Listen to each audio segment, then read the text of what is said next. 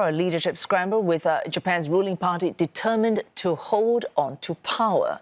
The incumbent prime minister has called time on his tenure, Shigeru Ishiba resigning on the weekend in a bid, he says, to take responsibility for a hammering at the ballot box for the Liberal Democratic Party. Under Mr. Ishiba, the LDP lost its majority in both houses of parliament. He has instructed the party to hold an emergency leadership election, saying he is prepared to step down after sealing the final details of a trade deal to cut tariffs with the United States. The first to throw his hat into the ring is former LDP Secretary General Toshimitsu Motegi. He was the government's chief negotiator during the first Trump administration. He's also been in charge of foreign affairs. Other names also floated, amongst them 64-year-old Chief Cabinet Secretary Yoshimasa Hayashi. He has held several portfolios, and his name has invariably made the rounds whenever an incumbent leader resigns. LDP veteran Sane Takaichi, also 64, could also be a contender. She lost the leadership of Mr. Ishiba last year. If she runs and if she wins, she would be Japan's first female prime minister. She had previously been in charge of economic security and internal affairs. Then there is Shinjiro Koizumi, the son of former Prime Minister Junichiro Koizumi. He presented himself as a reformer before losing out to Mr. Ishiba in the last LDP vote. He could become Japan's youngest prime minister in the modern era. But without control of parliament, the new LDP president is not guaranteed the premiership. An opposition leader might just be the next prime minister. Former Prime Minister Yoshihiko Noda leads Japan's biggest opposition group, that's the Constitutional Democratic Party of Japan. Yuichiro Tamaki might also contest for prime minister. His centre-right Democratic Party for the People has been one of the fastest growing in recent elections.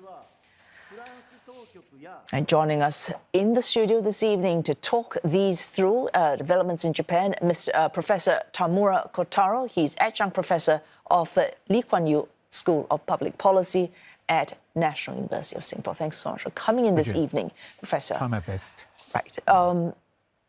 What's different for the LDP this time?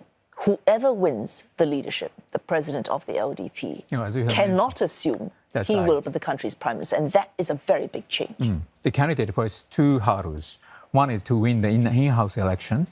So this time it's a full-scale election. So you need to gain the maximum support from both Diet members and also party members of each prefecture. So it's a tough election, 1 month long.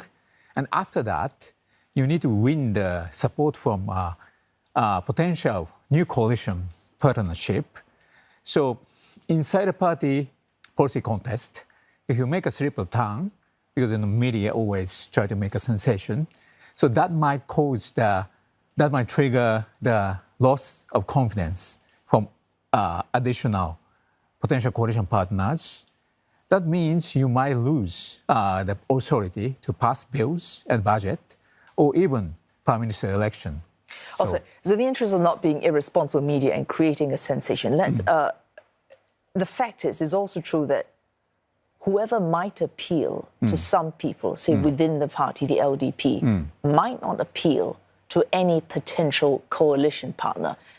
Did Mr. Shigeru Ishiba face that problem in his time as prime minister? Yes, so he was elected because he supposed to be like an in-house opposition party. So that means, he's an LDP politician. At the same time, he was very popular because he sounds like opposition party. So if he was be Ishiba-san until the last moment, he could have a little bit,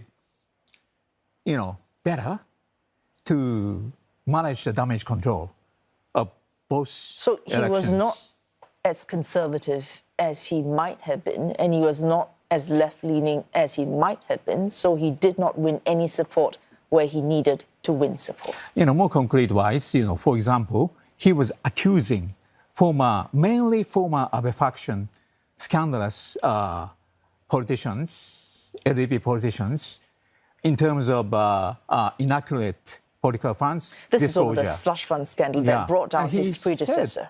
Said, next president, it's better to disapprove them as an official candidate and let them, do the election as an independent, or even he named his competitor to their constituency and let them battle, like Prime Minister Koizumi did more than 20 years ago, around 20 years ago. Yeah, 2000. Yeah. So if he was like he was mentioning when he was get elected as a president, I think he had a better shot.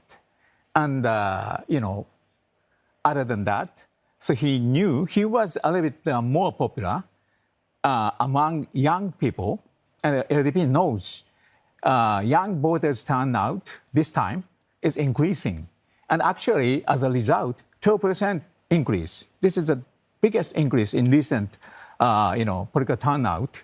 So if he was like him, popular among young people, asking, alleviating the burden of young people, soaring prices, tax, and hiking social security premiums, he could have done better. But then he also needed to appeal to the more conservative elements within his party, without whose support he might not have been able to stay on as president within the LDP. So it doesn't matter if he appeals to young voters if his own party does not keep it in position to be prime minister. So LDP prime ministership from now on is very difficult.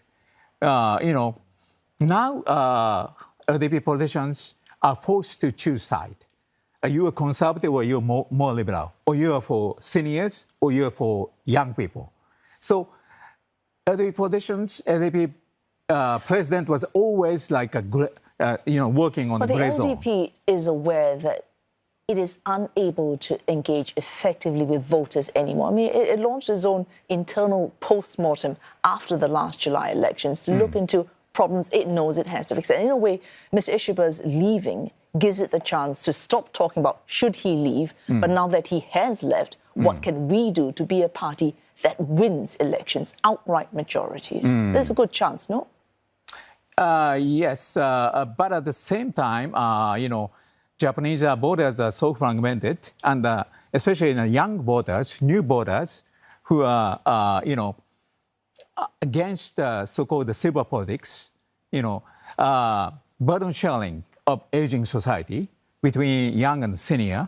So LDP pay more attention, more respect to seniors because it's the biggest customer for them. And young voters, it's a smaller in size, population-wise, and they don't come to the ballot often. So they pay little interest, little respect to them. But now, young voters understand we can be a change maker. If you 10% increase is a huge change. Maybe next election we will bring more friends. A 20% increase, maybe we can make a better question. chance. I'm sorry to cut you short. No we don't want to speculate, and of course, as you've suggested, quite strongly actually, what one promises on the campaign, one might not be able to deliver when one is in fact leader. Looking at the slate of candidates you laid out before we crossed to you, who's likely to actually make a real change in the LDP if he or she wins and then goes on to become prime minister? Final question. At the moment, I think still Shigeru Koizumi. He can be a change maker. He's young, as a face of the LDP, so maybe he can be a good appeal to the young people. At the same time, his name is very well recognized as a dynasty. And he's very telegenic. Yes. And he's the best shot. But, if he lands, he hands up in this harsh climate, I'm not sure. So if he lands and he do well in the, his hands and be a candidate, I'm not sure. Okay, right. Thanks so much for coming to joining us this evening, Professor Tamura Kotaro, Adjunct Professor at the Lee Kuan Yew School of Public Policy at Singapore's NUS. Thank you. Thank you.